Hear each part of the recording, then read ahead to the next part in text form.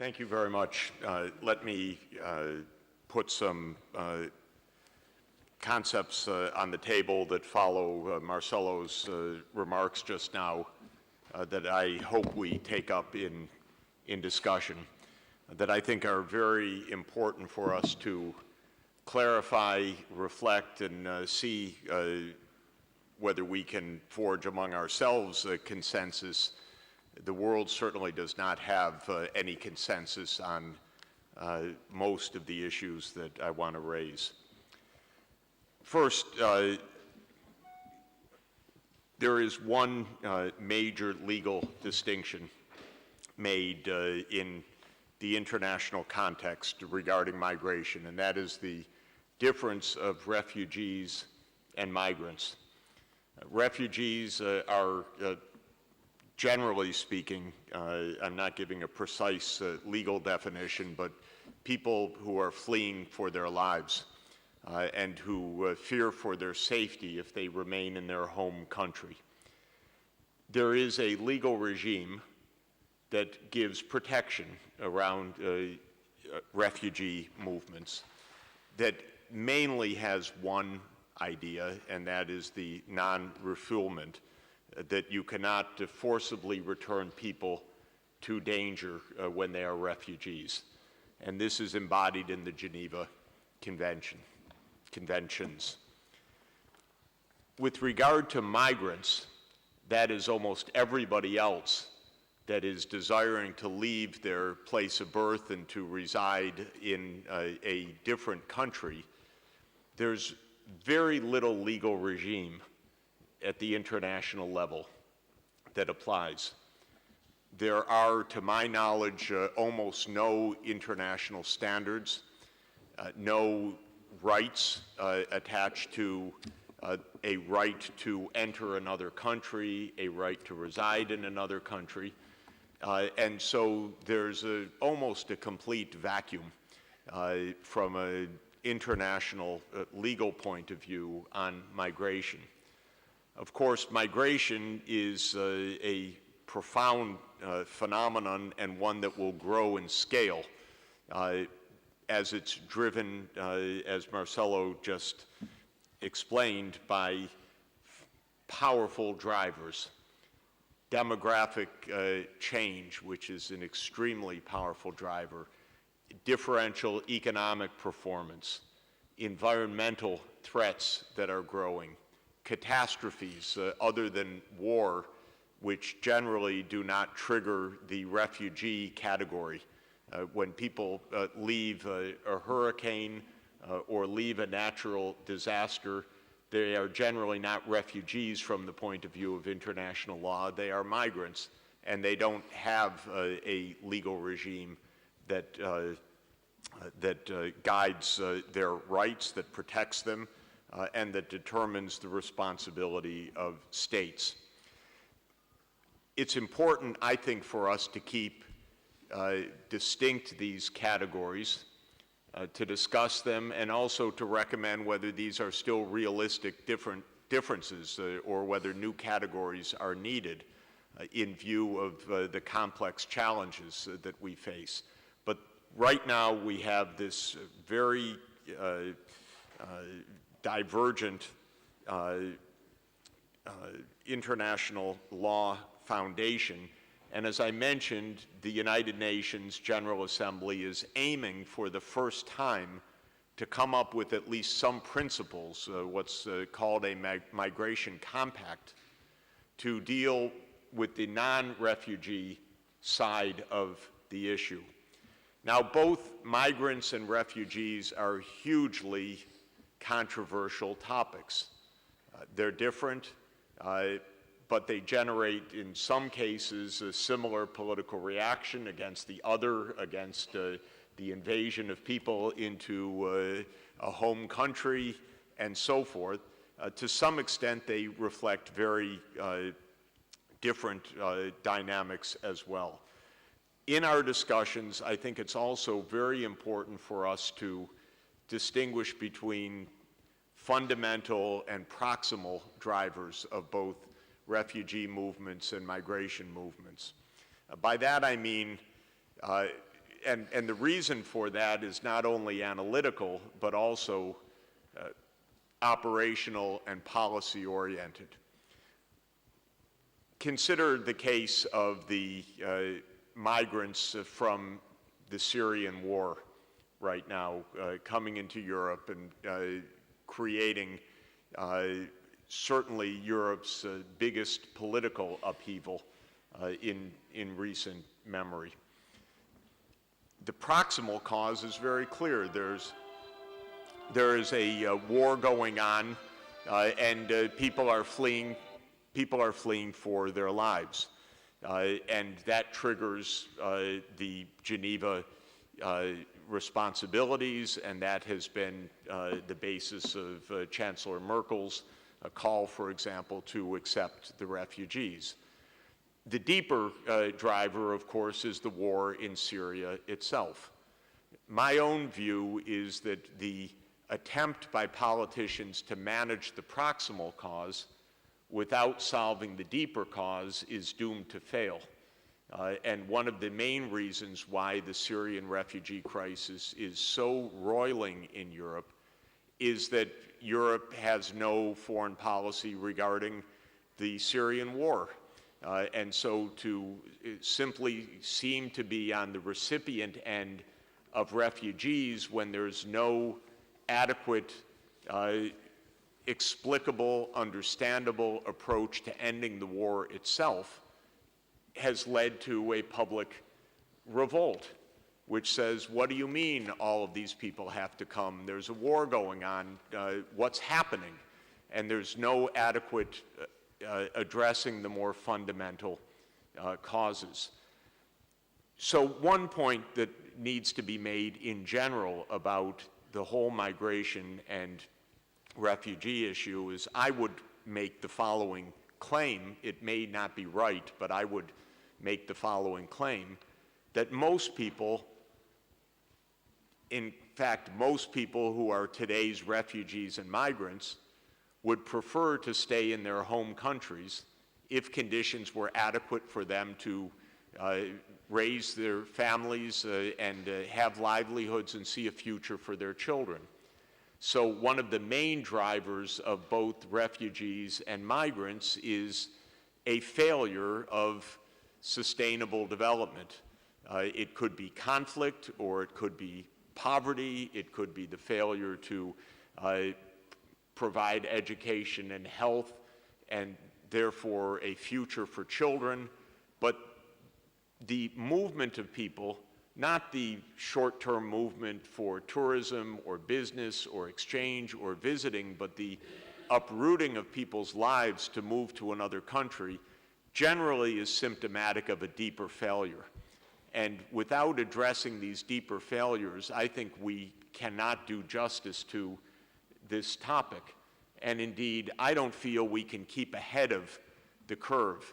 In other words, however enlightened we are on environmental refugees, unless we tackle climate change head on and stop the worst manifestations of it, we'll never stay ahead of the curve. Unless we stop the wars, we'll never stay ahead either politically or logistically of the flood of refugees. Lives will be miserable. So I think we really need to always be stressing the fundamental drivers as well as the proximal challenges.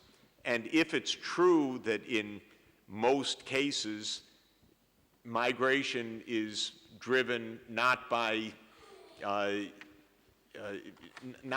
positive choice but by a negative push of desperation, we should take that as a starting point, that without solving the fundamental problems, the world is not going to be able to address this. Another point that I want to emphasize is the moral conundrum that mass migration poses, and the fact that ethicists are deeply divided on this issue. It's not a straightforward issue, in my view, of good and evil in a certain sense. And here's what I have in mind. Starting from a liberal ethical point of view, one could establish and one could propound a right of an individual or a family to choose where they want to live. And it makes perfect sense to say people have a choice. They have a personal freedom to decide that they want to leave their home country and live in another country. And there is a liberal tradition that says there should be open borders and people should be able to move where they will. Many philosophers and many practical people and even more politicians and even more of the general public reject that view because they say there is such a thing as a home community, a home society, and it is not just a group of individuals, it is a community with a culture, with a shared set of values, and it's our home. And just as in our individual homes, we do have the right to say to others, well, thank you, we'll be nice to you, but you can't live inside our home. Many people believe that that's true at a national level also.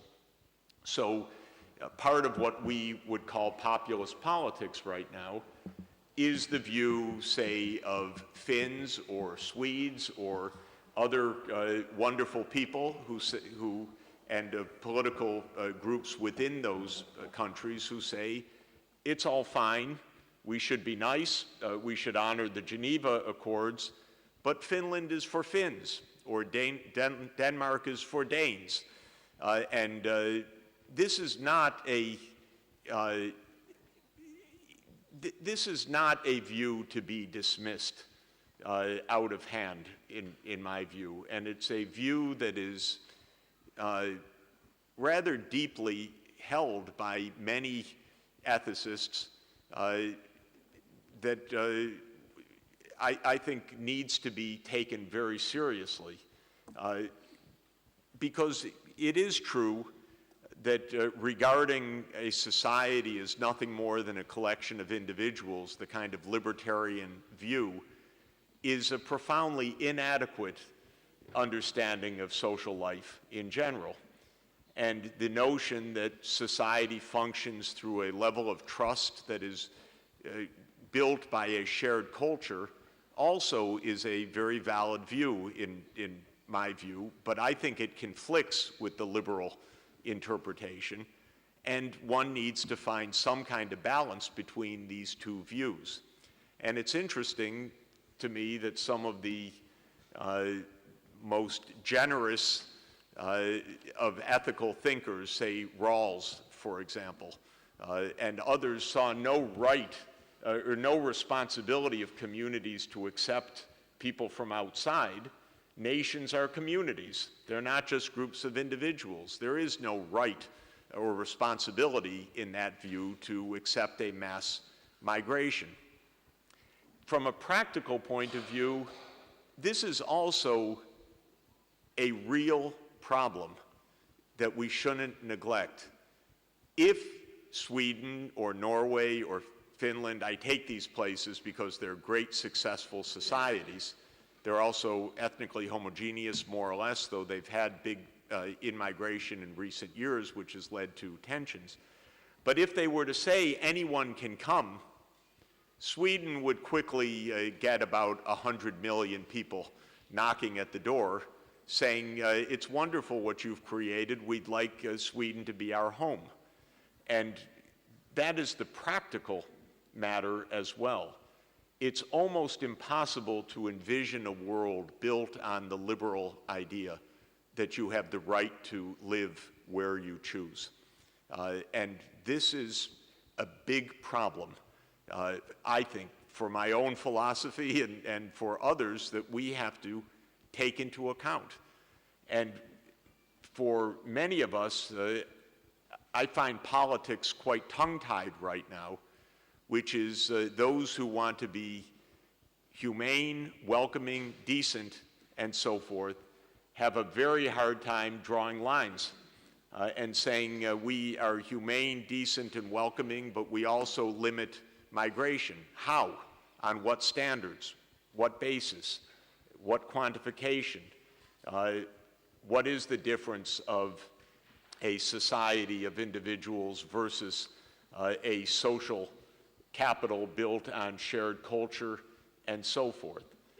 And this is a lot of what is being called the nationalism now of our time, is a view that there is a community, a culture, language, religion, and so forth that is to be protected at a community level, not just at an individual level.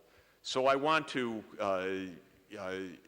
us to reflect on this, because this is a very deep part of the philosophical debate. It's also a very deep part of the political debate right now, and it's not really confronted very clearly. I find these different visions. How can they be reconciled? Now, let me turn to politics for a moment. The world, as you know, is undergoing tremendous, rapid change, and we live in a world of profound inequality. So we have 7.5 billion people in the world, and by the usual accounting, 1 billion live in what we would call the high-income world of about $45,000 average income per person. 1 billion people live in the low-income world of something around $800 per capita. Don't hold me to the exact numbers, but something like that. And about 5.5 billion people live in the so-called middle-income world, which itself is divided between an upper middle income and a lower middle income world, roughly half and half of those 5.5 billion people. Well, that's a world of fundamentally diverse opportunities. And it does mean that the pressures of migration are enormous. Most people in low-income countries have a profound difficulty ensuring the well-being of their children and having security and economic stability for themselves and their families, much less health care and other basic benefits. So that's 1 billion people. If the doors were open in the high-income world, not a small number would want to move. I mean hundreds of millions. Even as disruptive as such a move is, what would happen is it would start with millions, and then millions would bring tens of millions of family, and tens of millions of family would bring hundreds of millions. That is absolutely in the political radar screen in the high-income world. In both the United States and Europe, there has been a massive demographic in migration over the last 50 years.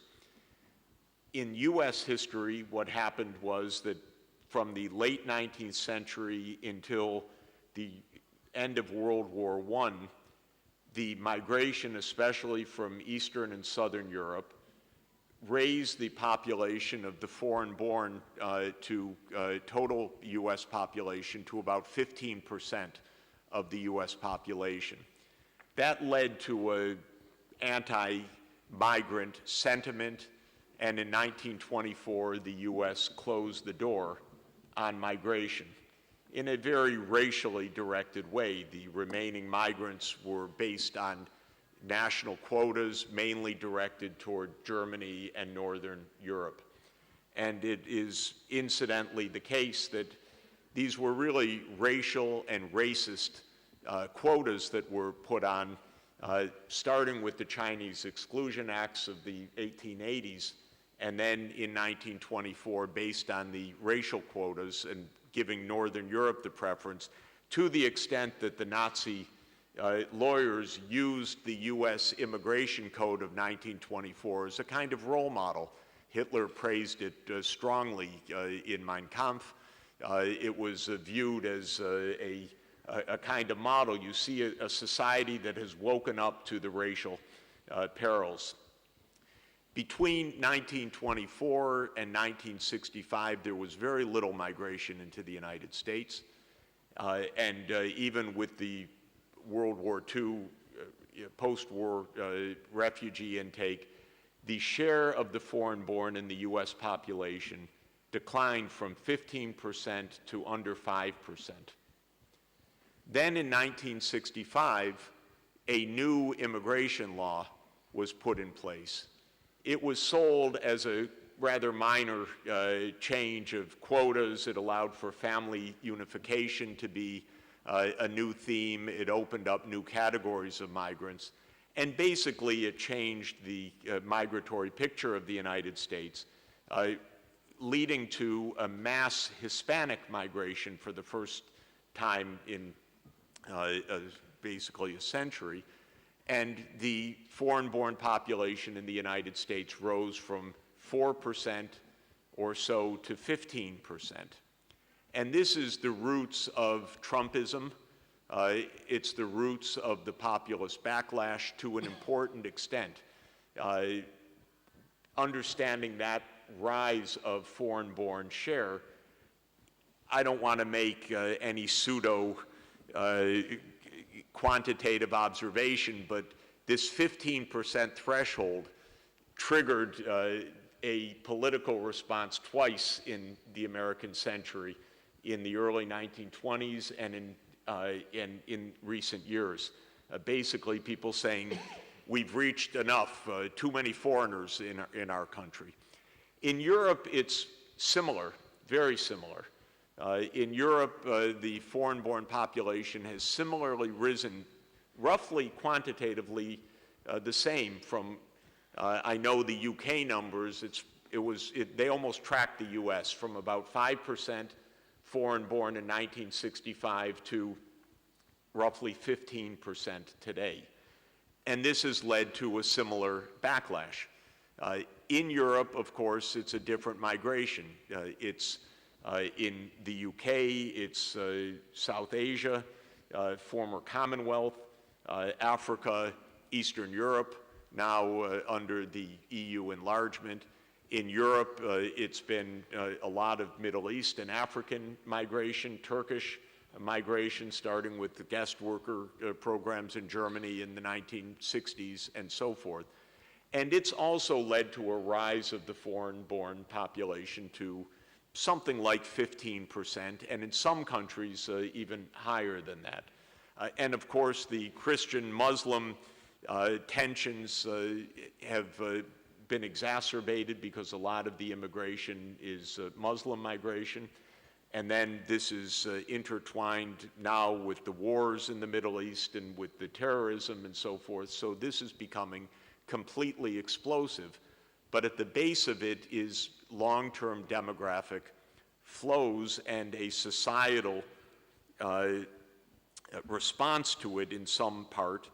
By the way, heavily class-based, because generally better educated, college-educated populations are very accepting.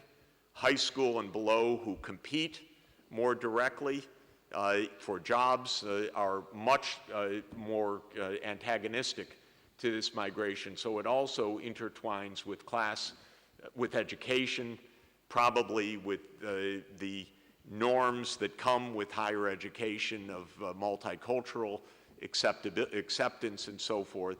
There's a big class and labor market response to all of this. There is a lot more pressure of migration coming. Don't doubt it.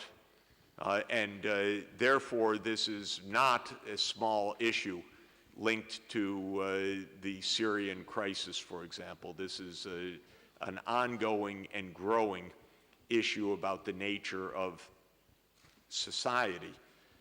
And by the way, to come back to this philosophical question about the rights of the home community, empirically, it is not wrong necessarily to say that the xenophobes are wrong. I just want to point that out. When the Native Americans confronted the first European settlers, the European settlers said, "Don't worry, we're here as friends. We're just here for, we're just in Plymouth and in Jamestown. We're not going to bother you." And 2 centuries later, there had been genocides, ethnic cleansing, and the complete destruction of all of the Native American cultures and society. So to have been xenophobic at the beginning, which some of the Native Americans were, was actually accurate. I think you could make certain analogies with Israel and Palestine. The first Jews that came said, "Don't worry, we just need a home base." Now there's been a lot of ethnic cleansing of Palestinians out of what was Palestinian land. So the resistance to the migration, it's not completely untoward also when we're talking about the numbers that we're talking about. And remember the dynamics of population trajectory right now. Europe has a stable or now declining population. Africa has an absolutely exploding population. Africa's population is 1 billion, on the way to 3 or 4 billion people by the end of the century. That's going to be hundreds of millions of people who want to live someplace else, unless there is an economic miracle in Africa. It's not impossible, but it's not right now on the cards the way the world operates. And it's not being promoted. And so that approach is not being solved. So this is another matter. I'll just finish up shortly. So these are pressures that are not going to go away.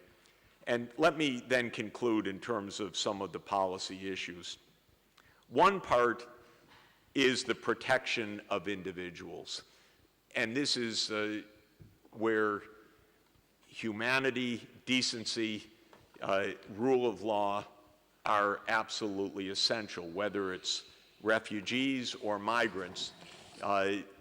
Their personal protection, welcoming in communities, and the human decency around that. The second is the question of responsibility of states. Do countries have to be open to migration? To what extent? What are the standards? Is that purely a national choice, or is that an international responsibility? If it is a national choice or an international responsibility, are there quantitative standards?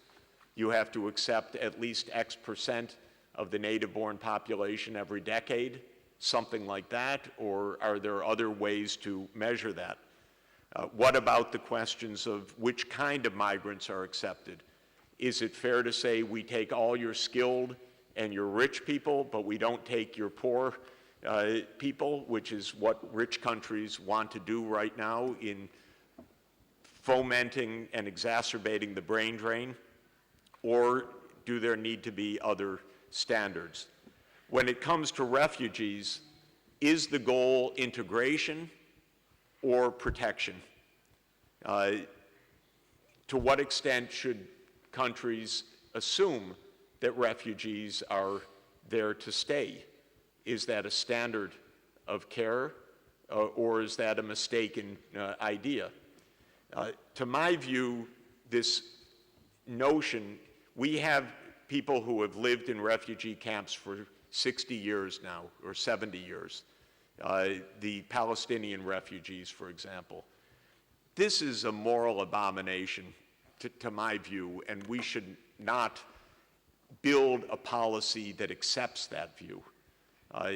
In my opinion, we should take as face value the idea that life in a refugee camp for the long term is an unacceptable public policy under any circumstance, because this is completely an impossible way to build a decent life. So I'm not so persuaded that we need a migrant policy that accepts the fact that there are going to be people living in camps or displaced environments for the long term. I find it unacceptable as a starting point, and want to put that on the table, how we're going to address that. And then finally, just to echo, and I'll stop here, that Marcelo's point that environmental disasters are going to be major drivers is undoubtedly the case. And so this is a whole category that we, of course, from the Bible onward, drought and famine has driven migration. So we know that this has always been the case, but the scale of what is about to happen is unprecedented, and we should reflect very squarely on that as well. Thank you.